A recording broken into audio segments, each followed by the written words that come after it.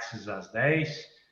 Meu nome é Elvis Castilho, trabalho na área de relacionamento com o cliente Axis, né? O encontro de hoje é o último de uma série de 3 encontros, onde apresentamos, a partir de nossas experiências, aí, centenas de obras católicas, aí umas centenas de congregações, dioceses e arquidioceses, né, em todo o Brasil, as nossas soluções em relação ao que fazer e como fazer para a retomada, né, pós-pandemia.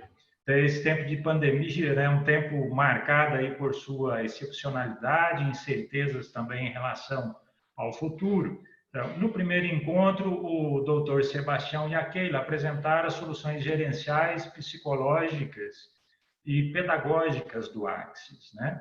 No segundo encontro, que aconteceu na semana passada, o Márcio, Namil e a Chile apresentaram as soluções administrativas e financeiras. Esse terceiro encontro, né, é mais uma continuação do encontro da semana passada, né?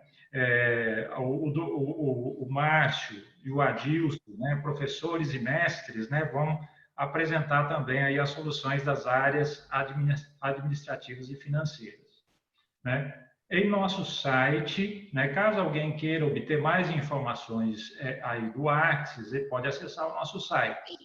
Lá vocês poderão encontrar artigos técnicos, revistas. Destaque também, não está no site, mas uma publicação importante do Axis, do Dr. Sebastião, que é o livro de gestão de pessoas, que já está na terceira edição, né? Destaco também um dos serviços importantes aí do Axis atualmente, né, além de vários outros serviços na área da educação, na área da saúde, né, a reorganização institucional e reforma do estatuto. Temos uma equipe aí altamente qualificada, competente, experiente em organizações religiosas, que conhece a legislação civil, conhece também o direito canônico, né? Desejo-lhes aí um excelente encontro e passo a palavra aí para o Adilson. Muito bem, Elvis.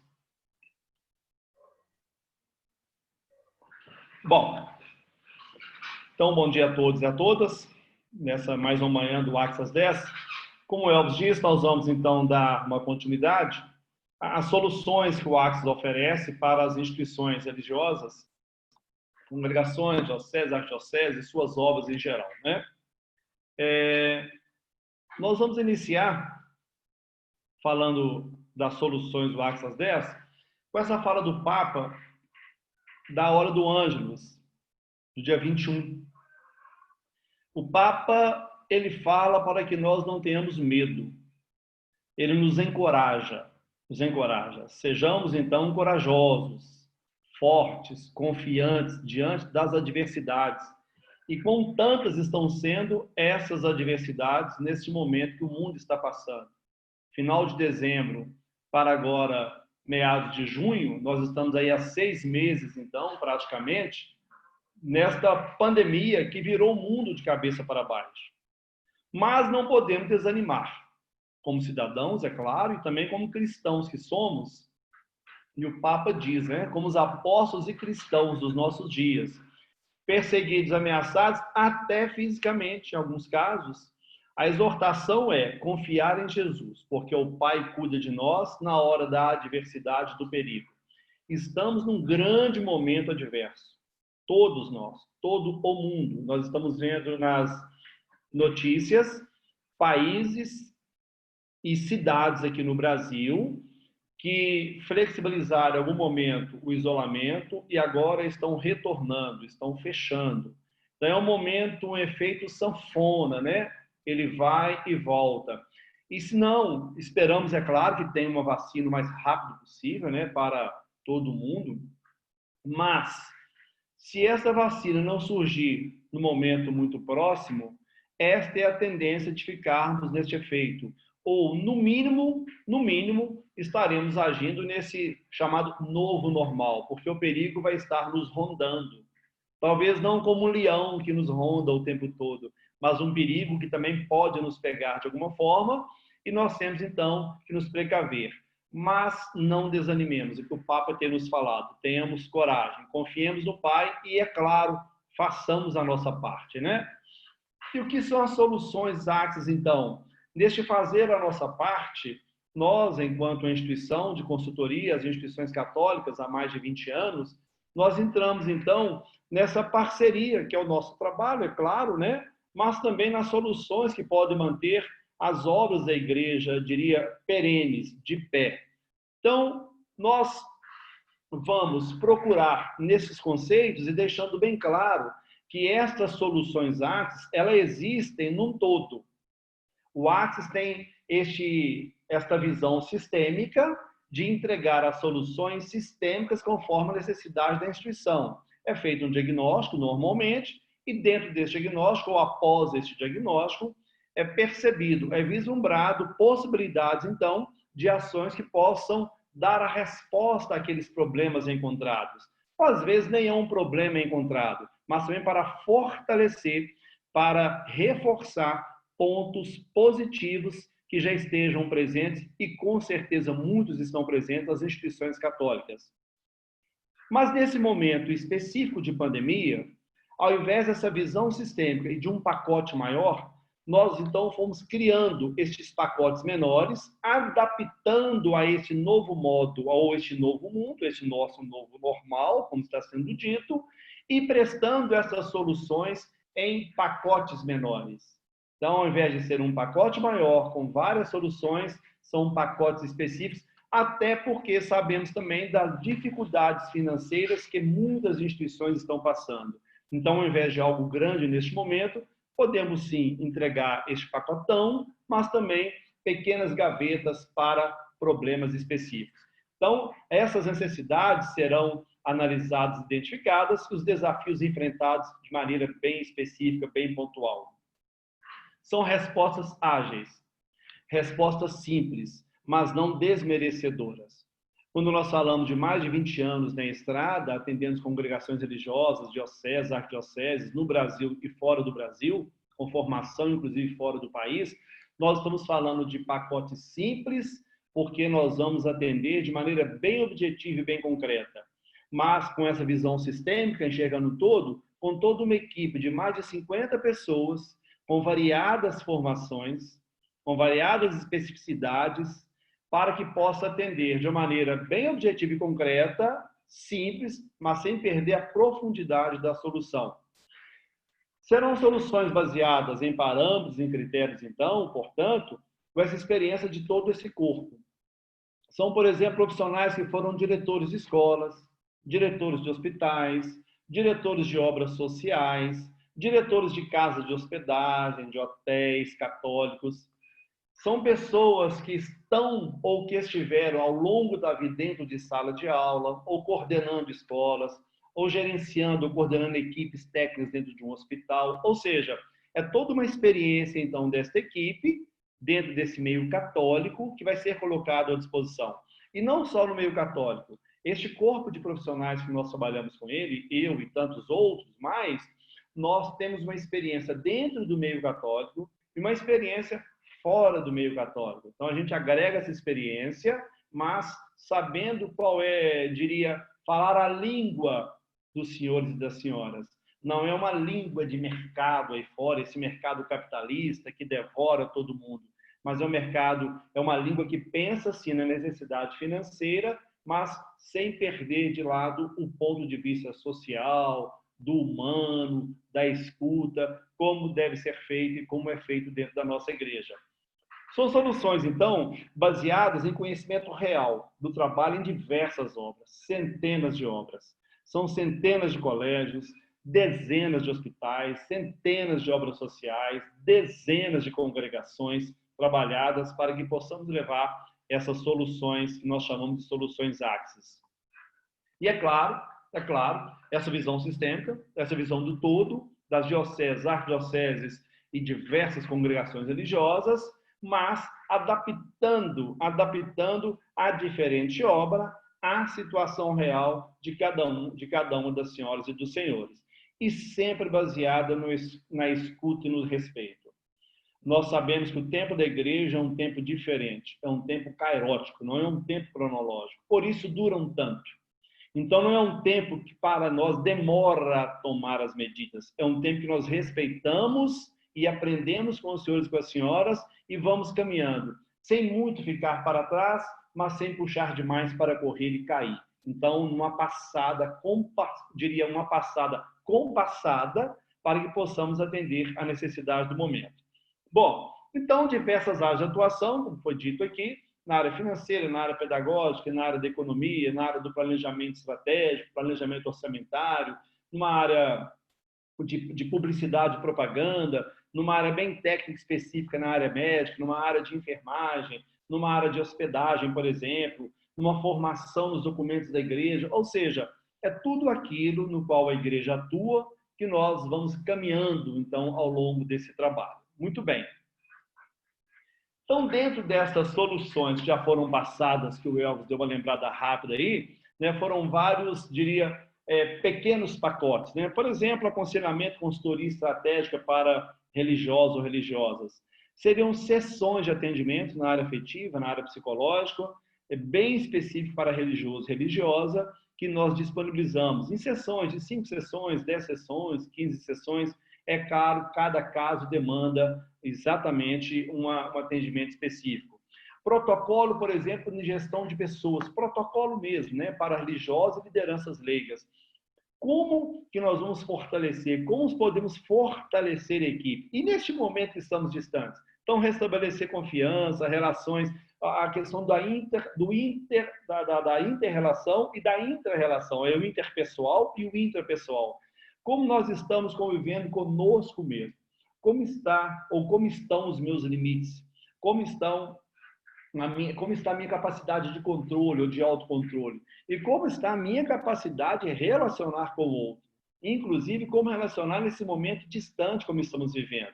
Então, é a adequação do plano de trabalho, a adequação do dia a dia. Então, tem esse protocolo de gestão de pessoas e tem também na área de liderança. Como liderar à distância, como liderar também essa proximidade que se vislumbra, como trabalhar com as pessoas neste controle do tempo, não controlar o tempo do outro, mas o controle do tempo para gerir serviços bem eficazes. Mini cursos também na área de gestão de pessoas, aí são diversas, empatia, assertividade, retomada de equipe, fortalecimento, comunicação, liderança, são vários mini cursos, né? E também pensar no planejamento para o segundo semestre. Nós podemos pensar no planejamento, por exemplo, de uma casa de hospedagem, que muito provavelmente está vazia neste momento, quando o turismo caiu mais de 80% na sua capacidade de hospedagem. Então, os hotéis hoje têm vários já fechados, e as casas de hospedagem dos religiosos e religiosas também tiveram uma queda muito grande. Imaginemos, por exemplo, aquele grande Hotel Rainha em Aparecida. Como está hoje a capacidade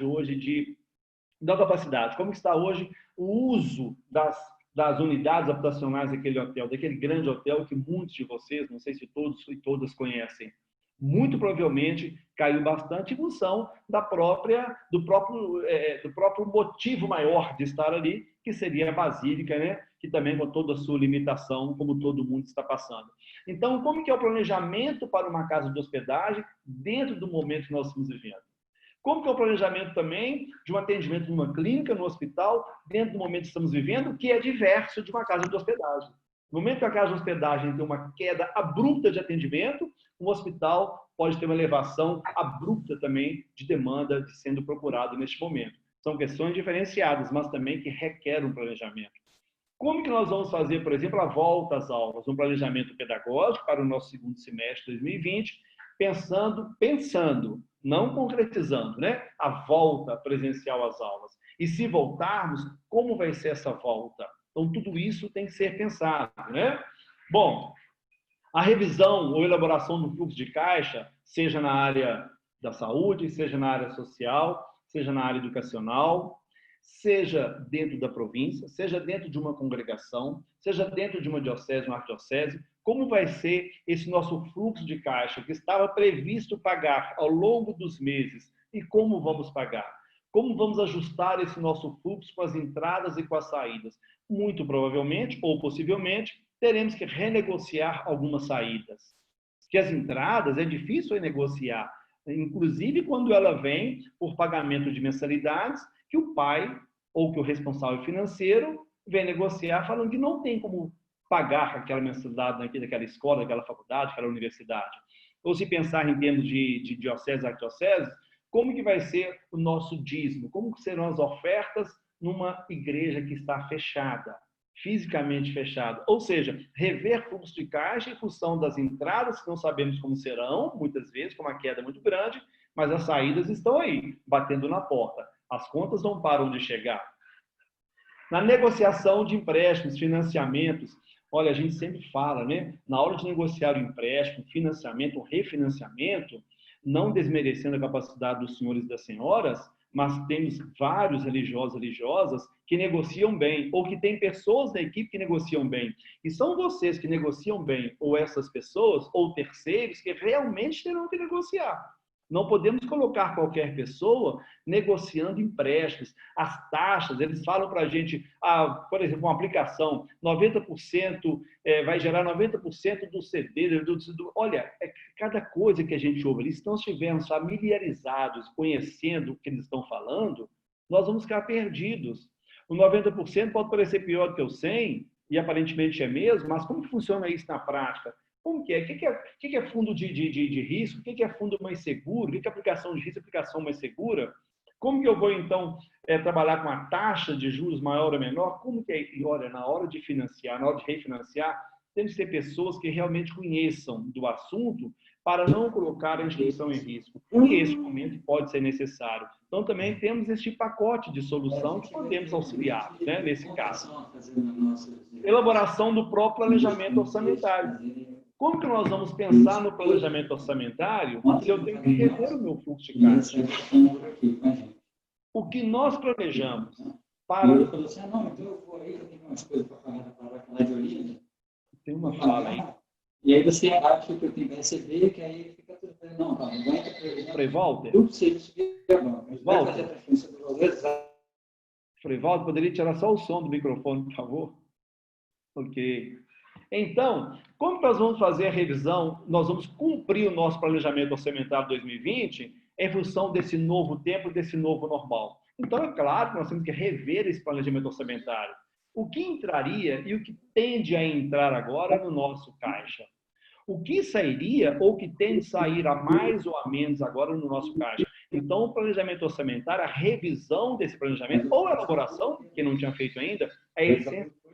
É ainda mais do que necessário, em novembro do ano passado, para todo o ano, é agora ver as nossas contas. O que nós podemos alterar, mexer, mudar? Quem eu posso hoje reduzir a carga horária, consequentemente reduzir salário, dentro dos terrenos que o governo nos coloca? Quem que nós podemos suspender o contrato 30, 60 dias, conforme o governo nos dê essa possibilidade? As medidas estão sendo discutidas, inclusive para continuar, para serem prorrogadas, porque elas foram lançadas em 1º de abril, então dali estariam vencendo agora para quem já tomou essas medidas. Como que a pessoa volta a trabalhar agora com a nossa instituição ainda fechada? Vou ter que ir lá pro Ragudo hoje. Padre Ricardo lá. Frei Walter? Fica ali no extra. Pega o extra e vai embora. Frei Walter? Eu fui no arquivo do Padre Genivaldo lá. Ana Milton, pode tirar o som aí, por favor. Pode coordenar do padre lá, que agora está com problema. Ana Milton? Gabriel.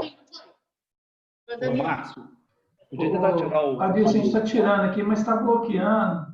A gente continua tentando. Deus bom. Tá bom. Eu vou falar isso. Bom, então essa revisão é essencial e necessária, né? Um outro ponto também, coloca uma outra solução. Aí que bom, viu? Na área administrativa e financeira, é a revisão da planilha de custo. Ora, com certeza absoluta, as coisas mudaram nas escolas do mês de março para cá, do mês de abril para cá.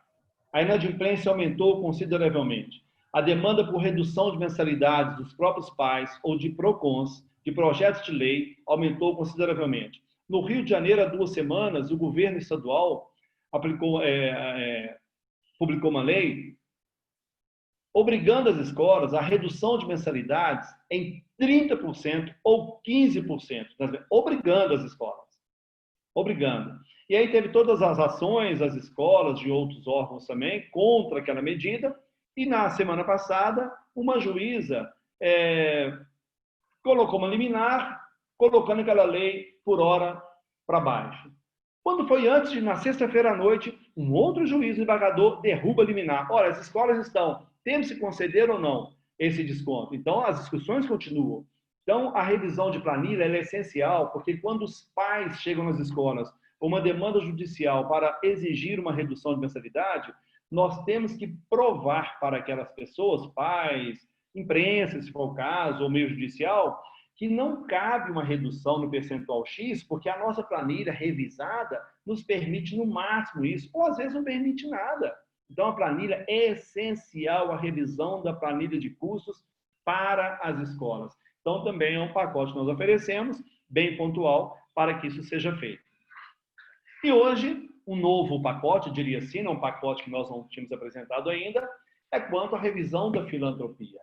Essencial também que a filantropia seja revista. A análise preventiva do plano de atendimento, na educação, do plano de ação, os projetos sociais, ou seja, como que nós vamos trabalhar os benefícios complementares concedidos, revisão das bolsas. Então, o que é entregue neste pacote de revisão da filantropia? Um relatório com as recomendações a serem colocadas em prática. Então, nesse trabalho, o que nós faríamos com os senhores e com as senhoras? Nós vamos revisar o plano de atendimento educacional. Aquele plano que está previsto na legislação. Então, lá na lei, no decreto 8.242 de 2014, no artigo 30, fala desse plano de atendimento. Que essa lei, esse decreto, aliás, de 2014, regulamenta a lei 2.101 de 2009. Olha, 5 anos depois, veio um decreto regulamentando a lei da filantropia.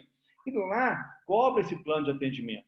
É o plano de atendimento que nós vamos fazer nos anos futuros. Ora, se eu estou tendo problema agora com relação a alunos, com relação a mensalidades, com relação a dificuldades financeiras das famílias, muito provavelmente teremos que rever o nosso plano de atendimento. Prospectar cenários nesse novo normal. E atentar também para o relatório anual de monitoramento. Que, olha, eu tenho um plano de atendimento, eu vou fazer isso. Agora, anualmente, conforme a portaria 17 de 2017, o artigo 57 fala desse relatório anual até 30 de abril para ser enviado para atestar que aquele nosso plano está sendo cumprido. Aliás, olha só, atestar que está sendo cumprido. Ora, se eu tenho possibilidade de mudanças em função desse novo normal, muito provavelmente meu plano, então, que estava previsto, não será cumprido na sua íntegra. Então, temos que rever. Um outro ponto a ser trabalhado com os senhores e com as senhoras é revisar e propor negociações nos planos de trabalho. Quais planos de trabalho? Conforme a Lei 3.019, nós temos o termo de fomento, colaboração, nós podemos fazer com as prefeituras, com o Estado, com a União, e dentro desses termos de fomento, os antigos convênios, vem os famosos planos de trabalho, onde eu tenho que colocar o recurso que eu recebo da prefeitura, do Estado ou da União. Colocar aqui no pessoal, de custeio, nos meus projetos, nas crianças, alimentação, tudo isso. Em função da situação que os municípios também, o Estado está com dificuldades financeiras, nós vamos ter que rever o plano de trabalho. Já estamos fazendo isso. Recentemente, o município de São Paulo, o próprio município orientou para que as escolas locais, as obras sociais, suspendesse o contrato de trabalho por 60 dias das pessoas que estavam envolvidas naqueles projetos. Então, o plano de trabalho já foi revisto com a própria orientação do município, que o dinheiro sai do município. Então, face a essa pandemia, também seria revisto esses planos de trabalho e, é claro, aquele município que ainda não fez, partindo dele para as obras, que as obras fizessem e propôs ao município alguma revisão em função dessa situação. E também a análise dos benefícios que hoje as crianças, os jovens, os adolescentes têm, ou aqueles que ainda não têm, analisar os potenciais benefícios, inclusive com foco na manutenção dos mesmos. Não é retirar benefício no momento que as famílias tanto precisam, mas também até onde as obras, as escolas, as unidades, as instituições podem segurar, diria, este problema sozinho e sozinhas. Então, seria também a análise desses benefícios com foco na manutenção, não na perda dos mesmos. Mas tudo isso tem que ser feito sob a luz dos números, para que a gente possa, e com fé, ok, mas à luz dos números, para que a gente possa, nesse momento de perigo que nos ronda, como o Papa disse lá no início, fazer o melhor e continuar prestando esse potencial serviço que há anos a Igreja vem fazendo, né, em suas obras.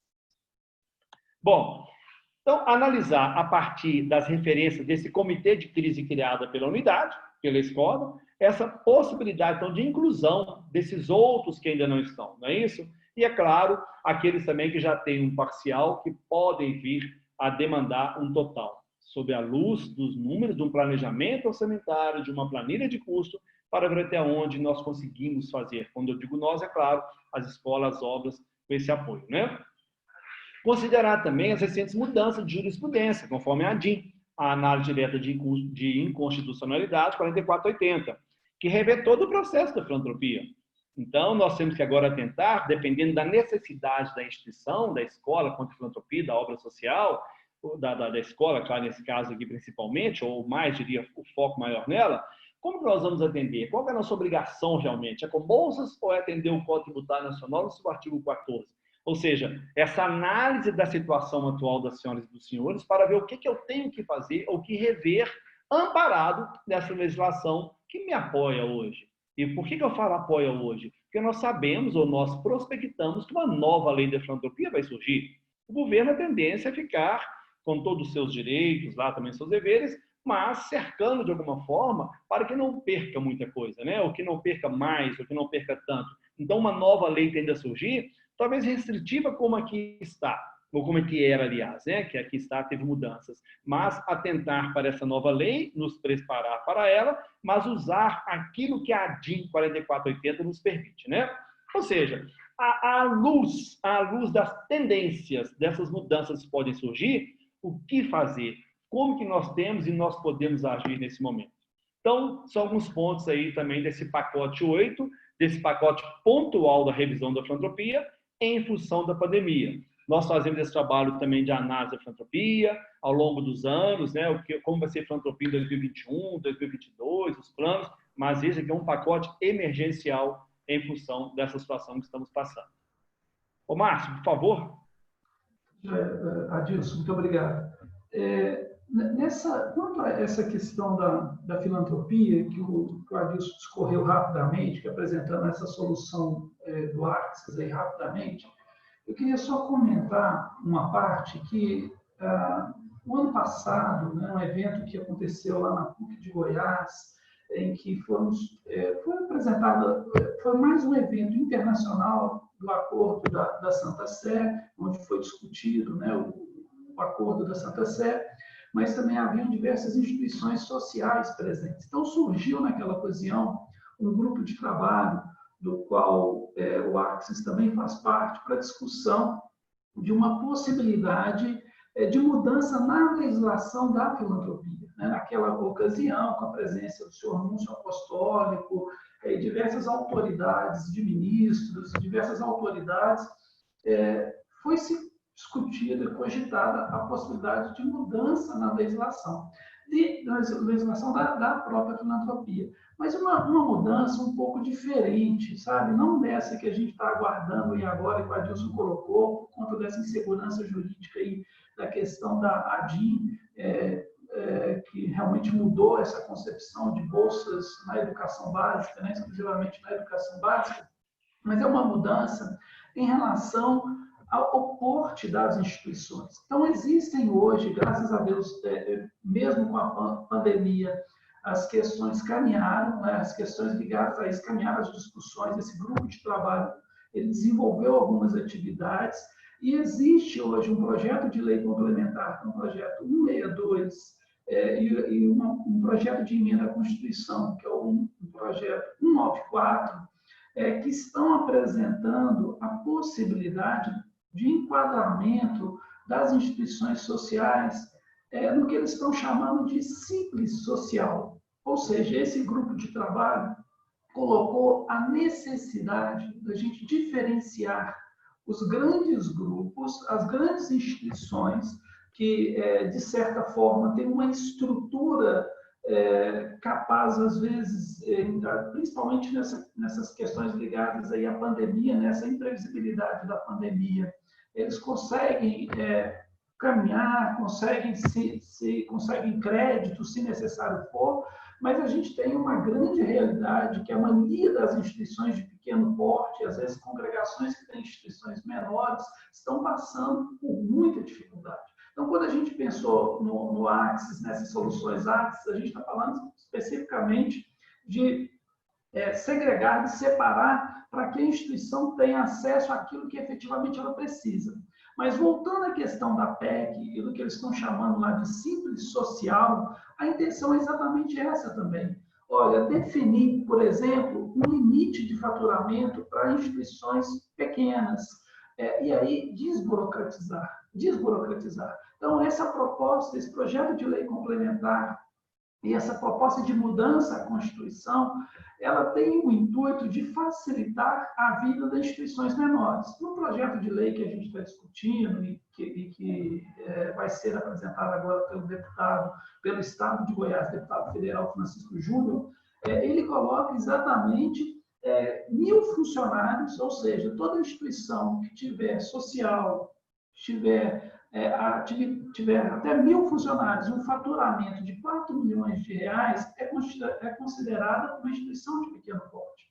Dessa forma, a gente vai abarcar a maioria das instituições no Brasil e essas instituições teriam a vida simplificada, um acesso a crédito de forma mais tranquila, elas teriam uma quantidade de exigência menor, ou seja, uma desburocratização. Então, é um projeto interessante, que eu acho que, em relação à nossa filantropia, quando o Adilson discorre aí sobre a possibilidade de termos mudanças na lei, certamente mudanças vão vir por conta dessa ADIM 4480, mas, com certeza, se essa PEC também for aprovada, se esse projeto de lei, claro que ainda precisa caminhar muito, precisa de discussão, mas o momento é muito oportuno para esse tipo de discussão. Então, cabe às instituições se inteirarem também dessas propostas, para que possam também opinar. Será que 1.000 funcionários está bom? Até 1.000 funcionários é uma instituição de pequeno porte, até um faturamento de 4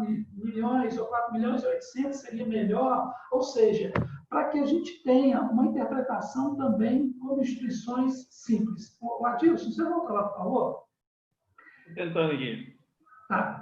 Então, vejam bem, agora em relação à revisão de contratos e de suprimentos, que é uma dessas soluções que a gente destaca como interessante para as instituições, o nosso intuito é ser muito claro, ser muito objetivo. Então, quando a gente fala de revisão de contratos, suprimentos e fornecedor, é uma ação gerencial muito importante, sabe? Da gente procurar realizar, da gente procurar aprofundar em relação a essas atividades.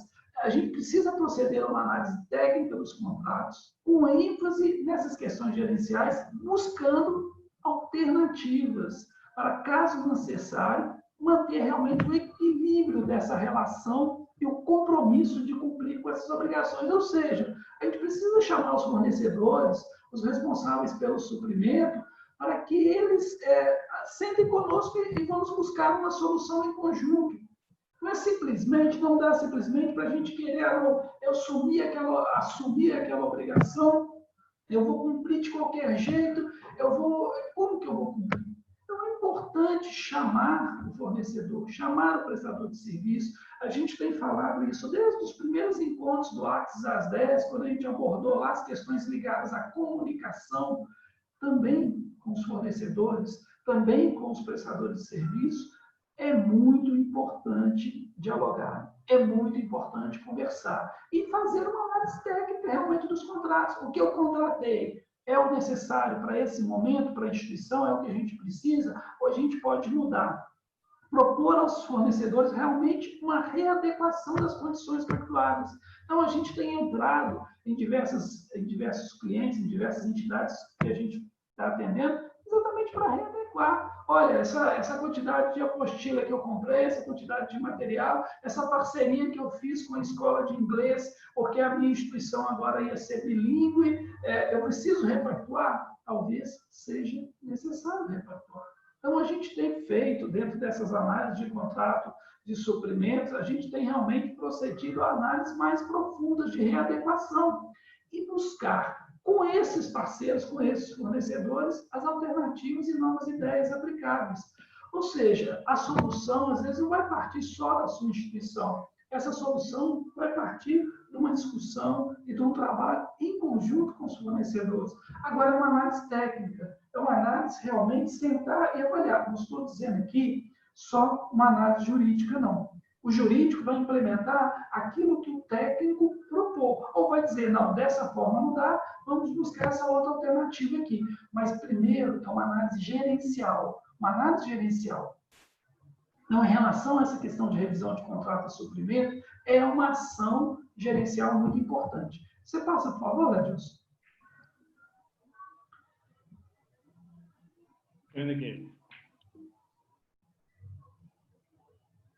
A gente tem, como último item aí de todas essas soluções, a gente já teve nos 3 encontros a oportunidade de falar de 11, né, dessas soluções que a gente resumiu. Então, são 12 soluções, a gente já falou de 11, a 12ª seria essa, a análise do contas a receber, incluindo aí os inadimplentes e dos pedidos de renegociação. Há certos dias atrás, a gente teve a oportunidade de conversar com um especialista em cobrança que tratou exatamente de dar algumas dicas em como proceder, em como agir em relação à cobrança dos inadimplentes, né? Agora, nós temos dentro desse processo, então, uma preocupação em fazer um levantamento e ter uma forma de agir qualificada, uma forma de agir unificada, ou seja, a gente não pode trabalhar só cada um fazendo aquilo que acha que é certo. A gente precisa ter uma segurança institucional, uma forma de agir dentro da instituição. Então, conhecer e manter, principalmente, aqueles que nos devem. Porque muitas vezes, às vezes, a instituição não sabe nem o valor e nem qual o cliente, nem qual o aluno, nem qual o responsável financeiro que está devendo. Se a gente não tiver um levantamento adequado, um levantamento qualificado, a gente pode estar cometendo aí alguns deslizes jurídicos enormes, que têm diversos desdobramentos. Então, muita atenção com isso. A turma do financeiro, ela tem que ter segurança, né? Nas conversas que a gente tem tido com os clientes, muitos estão lá, mas eu quero cobrar também no ano passado, 2 anos atrás, 3 anos atrás. Ok, a gente tem segurança que esse valor é devido? A gente tem essa segurança que ele é devido? Se a gente tiver, vamos proceder. Então, quando a gente fala de estoque do contas a receber, é realmente ter consciência, ter segurança que qual é o valor e quem nos deve. Isso é o principal, né? A gente não pode correr o risco de efetuar uma cobrança de alguém que, às vezes, já está até inadimplente. E se a gente prometeu nas nossas circulares das nossas instituições conceder algum tipo de desconto, é importante cumprir o que está na cartilha, é importante cumprir o que está na cartinha. Se for mandar um e-mail para o pai, assumindo um compromisso, esse e-mail tem que chegar no financeiro, tem que chegar no responsável da cobrança, pois os compromissos têm que ser honrados. Agora, para eles serem honrados, o financeiro tem que ter conhecimento. E a gente está vendo muitos desencontros de informação. Às vezes a escola redige uma carta, às vezes a instituição de ensino superior redige um memorando para os alunos, manda uma informação para os alunos, mas não repassa isso para quem está executando a ação. Mais uma vez a comunicação. Se isso não repassa, a gente começa a gerar conflito, onde poderia ser uma solução, a gente começa a gerar conflito. Então, adotar uma comunicação eficiente e coerente na abordagem e discussão dos débitos. Ora, eu não posso ter simplesmente qualquer tipo de critério. Para isso que a gente tem aconselhado os comitês, as comissões, uma colegialidade, que é uma palavra que a nossa igreja gosta de utilizar, a colegialidade, ou seja, um grupo pensando. E esse grupo vai ajudar a resolver as diversas demandas que existem. E por fim, em relação a essa colegialidade, na avaliação dos pedidos e na suspensão ou negociação. Ou seja, esse grupo avaliar qual que vai ser o desconto e efetivamente praticá-lo. e efetivamente praticá-lo. Existem diversas linhas de crédito para financiamento, várias estão aparecendo para financiamento de mensalidades escolares.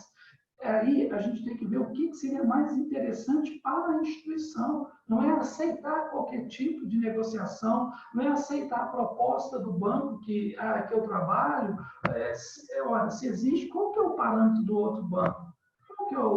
Quais bancos teriam condição de fornecer um desconto mais interessante para a instituição? Então, é nesse sentido que a gente precisa trabalhar.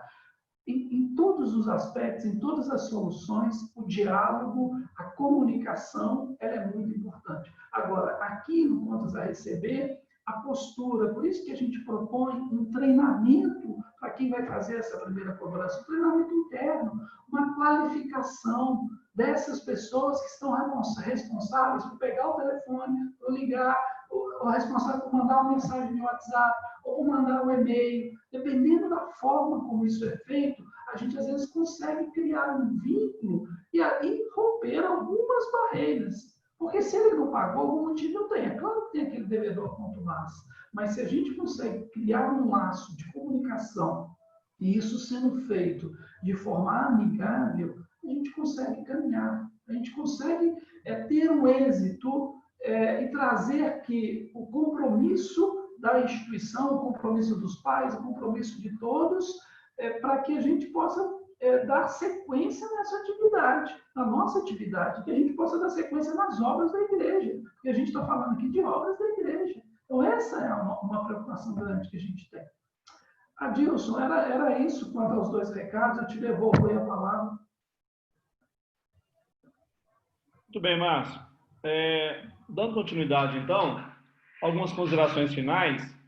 O que a gente tem sugerido, né, não só de agora, mas como antes também, mas agora ainda mais, é a antecipação, a proatividade. Nós tivemos casos, no exemplo, de escolas que foram punidas pela justiça para que concedessem descontos para determinados grupos de pais. Aconteceu aqui em Minas, aconteceu na Bahia, em São Paulo. Mas por que aconteceu isso? Porque as escolas, neste caso específico, segundo as reportagens, não abriram, não anteciparam a conversa, não se planejaram, não negociaram, ou seja, ficaram esperando a demanda bater na porta. Então, a proatividade é interessante nesse momento, no caso da negociação com as famílias, com responsáveis, mas no todo. Né? Não vamos esperar, por exemplo, voltar ao novo normal para que a gente crie o protocolo de retorno. Não tem como. Como eu vou voltar com o meu hospital? Não o hospital não está fechado, né? Com as minhas obras, com minhas casas de hospedagem, por exemplo, com muita probabilidade estão fechadas. Como voltar com as minhas obras sociais, minhas escolas, as minhas atividades no geral, se não nos prepararmos antes. Então, a proatividade a gente sugere, né, em todas as áreas. Tomar de maneira ágil. Nós sabemos que o tempo da igreja é um tempo diferenciado, por isso duram tanto e a gente respeita bastante e aprendemos com isso. Mas nesse momento, algumas mudanças têm que responder, por exemplo, à legislação. Se a legislação diz que temos que fechar de novo as nossas obras, nós vamos ter que fechar no momento que ela mandou fechar. Não é dar um prazo de uma semana, 15 dias. É respeitar o prazo, ou seja, agir de maneira proativa, mas também tempestiva, não intempestiva. Claro que temos que discernir sobre isso, mas discernir no momento que nós temos para discernir e não ad eterno, é claro, né? Ficar muito atento aos dados, né? Os dados estão sendo disponibilizados para a gente ao tempo e à hora, em tempo real. Mas tem muita coisa também que a gente recebe que tem que ter cuidado, pode ser uma fake, né? Como temos fakes pelo país e pelo mundo afora. Então, atentar para os dados concretos e reais e sérios, né? Para que a gente possa tomar as medidas aí de maneira criteriosa e cuidadosa. E também o pensamento estratégico, exploratório. Vamos deixar agora a cabeça realmente, diria entre aspas, viajar, mas ficarmos antenados ao que está acontecendo aqui, na minha cidade, na sua cidade, no Brasil e no mundo. Eu diria que o ponto positivo que está acontecendo, nessa fala nossa aqui agora, pensando na pandemia, é que o mundo está vivendo isso. Mas, em alguns países, já estão voltando ao normal e estão fechando de novo. Então, a partir das experiências deles, se eu estou antenado do que está acontecendo no nosso país e no mundo, eu posso tomar medidas baseadas na experiência de quem já passou por isso ou está passando de maneira diferenciada da nossa. Então, estar ligado ao que está acontecendo no mundo é um diferencial. E os senhores e as senhoras, com muita certeza e muita probabilidade de certeza, têm esses contatos fora do país, principalmente na Itália, que foi um grande problema, passou por grandes problemas, maiores que os nossos, inclusive, em determinado momento. Hoje, infelizmente, já ultrapassamos, né? Os casos, números de mortes e tal, mas a experiência de escola, de igreja, de obra social, de casa de hospedagem, ILPIs, principalmente, talvez poderia aqui dizer principalmente, eles passaram por isso, estão passando por isso. Então, por que não ficar antenado à situação de lá para vivermos aqui, claro, baseado, né, na nossa especificidade. Então, ficar antenado é essencial. E sempre, né, sempre cuidando das pessoas. Nesse momento, mais que nunca. Tem um provérbio africano, já encerrando para passar para o Elvis a fala, um provérbio africano que diz: para educar uma criança é preciso uma aldeia inteira. Então, não podemos abrir mão do conhecimento de todos naquela aldeia para que a criança seja educada e preparada. E, parafraseando esse ditado para o momento de hoje, para que nós possamos crescer como pessoas e como instituições, é preciso olhar o todo ao redor, um olhar 360 graus. O que está acontecendo em nossa casa, com o meu vizinho, com a minha comunidade, a minha igreja, a minha escola, as indústrias, o comércio, os bancos, aqui no Estado, no Brasil e no mundo. Ou seja, para aprender a reviver, para voltar a esse novo normal, é importante olhar a aldeia inteira para que a gente possa voltar mais fortalecidos e fortalecidas. Eu passo para o Elvis, então, aí para ele finalizar com as falas e a disponibilidade que ele tem com todos nós aí. Muito obrigado, Adilson e Márcio. As suas apresentações são sempre claras, objetivas, pertinentes. Então, nós chegamos aí ao final de mais um encontro. Somos gratos por sua presença.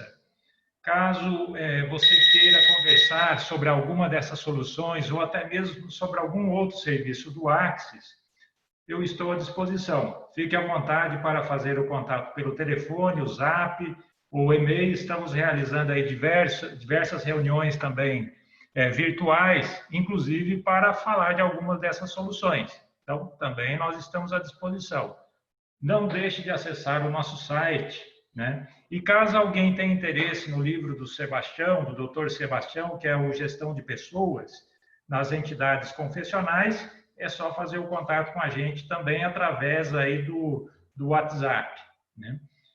Desejo-lhe êxito aí na missão de vocês, né? Na quinta-feira nós teremos um encontro às 10 horas sobre reflexões quanto à retomada das atividades presenciais nas escolas. Muito importante esse tema, né? Com a Maria das Graças Drummond, especialista na área da educação, e a Keila, que é mestre na área da educação, e com a mediação do Dr. Sebastião, né? Um grande abraço e até a próxima. Até